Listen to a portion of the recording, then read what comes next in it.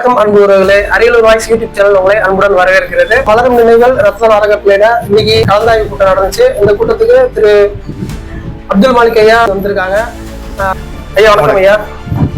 இப்ப நம்ம கூட்டத்துக்கு நீங்க கலந்துட்டு இருக்கீங்க, அதுக்கு மிகப்பெரிய நன்றி உங்களுக்கு தெரிவிச்சுக்கிறோம். கூட்டத்தை பத்தி சில வார்த்தைகள்.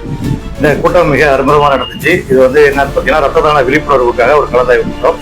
ஒவ்வொரு மாவட்டத்திலையும் ரத்த தானத்தை எப்படி விரைவுபடுத்தலாம், எவ்வளவு மக்களுக்கு அது சேவை செய்யலாம், மக்களும் எந்த அளவுக்கு ஒத்துழைக்கிறாங்க, மக்களை நம்ம போய் எப்படி சந்திச்சு ரத்த தானத்தை பத்தி விழிப்புணர்வு ஏற்படுத்துறது ஒரு அற்புதமான ஒரு கலந்தாய்வு கூட்டம் மன நிறைவாக நடைபெற்றுச்சு. நாங்க இதை கலந்துக்கிட்டது ரொம்ப பிடிச்சது. விபத்துகளை தடுக்கிறதுக்கான வழிகள் ஏதாவது நிறைய இருக்கு. விபத்துகள் இல்லாத வாழணும்னு ஆசை. இரண்டு பேர் தான் பயணிக்கணும், அது ரெண்டு பேருமே தலைக்கவசம் அணியணும். இப்போ கார் இருந்தா அதை சீட் பெல்ட் போடணும். அவங்களும் வேகமா தாறுமாறா பறக்குறாங்க, அதுவும் விபத்தை ஏற்படுத்தும். ஒரு நொடி மரணம், அவ்வளவுதான், முடிஞ்சு போச்சு. எதுவுமே வாழ்க்கை எல்லாம் போயிடும். அப்ப எவ்வளவு சிரமப்படுறோம். நீங்க அந்த ரத்த தானத்துக்கு எத்தனை பேருக்கு போன் அடிப்பீங்க? கை கால் முடிஞ்சிச்சு, கால் உடைஞ்சிருச்சு, எனக்கு ஏதாவது ஏற்பாடு பண்ணி கொடுங்க, இந்த குரூப் ரேரா இருக்கு, எவ்வளவு கஷ்டப்படுறீங்க. அந்த ஒரு நிமிஷம் நீங்க அது பொறுமையா போயிருந்தீங்கன்னா அதுக்கு தவிர்க்கப்பட்டிருக்கலாம். அதனால நம்ம விபத்து இல்லாத உலகம் காணுங்கிறது தான் மிக முக்கியமானது. அனைவரும் இதை நம்ம பின்பற்றணும். சாலை விதிகளை கண்டிப்பா இப்ப ஒருத்தவங்க உயிருக்கு போராடிட்டு இருக்காங்க, அவங்க நம்ம ரத்த தானம் கேட்கறாங்க. நம்ம கேட்போம், உதாரணமா சாதாரணமா ரத்த தானம் கேட்கும்போது உங்க குடும்பத்துல யாரா இருக்காங்களான்னு சொல்லி கேட்போம். ஆனால் விபத்து நடந்த இடத்துல நம்ம அப்படி கேட்க மாட்டோம். முதல்ல ரத்தம் கொடுத்துருவோம், ஏன்னா அது உயிரை காக்கக்கூடிய விஷயமா இருக்கு, ரொம்ப எமர்ஜென்சியா இருக்கு, அதனால நம்ம ரத்தம் கொடுத்துருவோம். ஆனால் அந்த விபத்து நடந்துருச்சு இல்லையா, அந்த விபத்து நடந்த குடும்பத்தார்கள் இதை கருத்தில் கொண்டு அவங்களும் ரத்த தானம் செய்யணும்.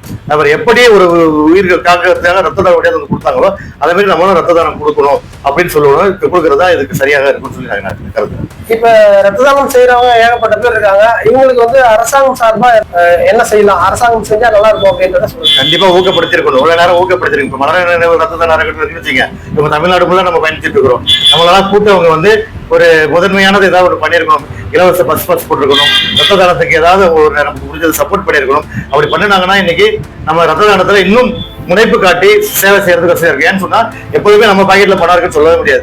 அப்ப அந்த நேரத்தில் நமக்கு சுணக்கம் வரதான் செய்யும். அப்ப இது அரசாங்கம் நமக்கு ஏதாவது புஷ் பண்ற பெரிய இது போல ஒரு சமூக சேவர்களை புஷ் பண்ணிச்சுன்னா இன்னும் சமூகம் வளர்ச்சி அடையும், ஏழை மக்கள் பயனடைவாங்க. அதுதான் நம்மளுடைய நோக்கம். அரசாங்கத்துக்கு இதை அன்போட குறிக்க வைக்கும். இப்ப அரசாங்கம் பாத்தீங்கன்னாக்கா அங்கங்கே விழிப்புணர்வுகளை ஏற்படுத்திட்டு தான் இருக்காங்க.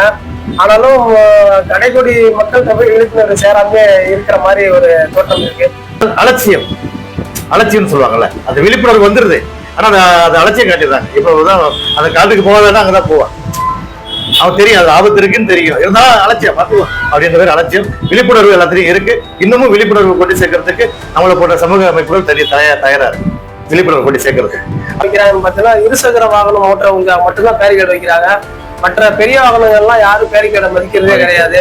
அது மாதிரி ஸ்பீடு பிரேக்கர் இருக்காதுனால தெரியாத அளவுக்கு அவங்க அவ்வளவு வேகத்துல போக முடியுமா அவ்வளவு வேகத்துல போறாங்க. இதையும் அரசாங்கம் கவனத்தை எடுத்துக்கிட்டு நமக்காக விபத்தில்லாத உலகம் படைப்பதற்கும் ரத்த தானம் அனைவரையும் சென்று சேர்வதற்கும் அரசாங்கம் ஊக்கம் தரவும் ஆக்கம் தரவும் கேட்டுக்கொண்டு இந்த வீடியோ இதோட நிறைவு செய்கிறோம். நன்றி, வணக்கம் ஐயா.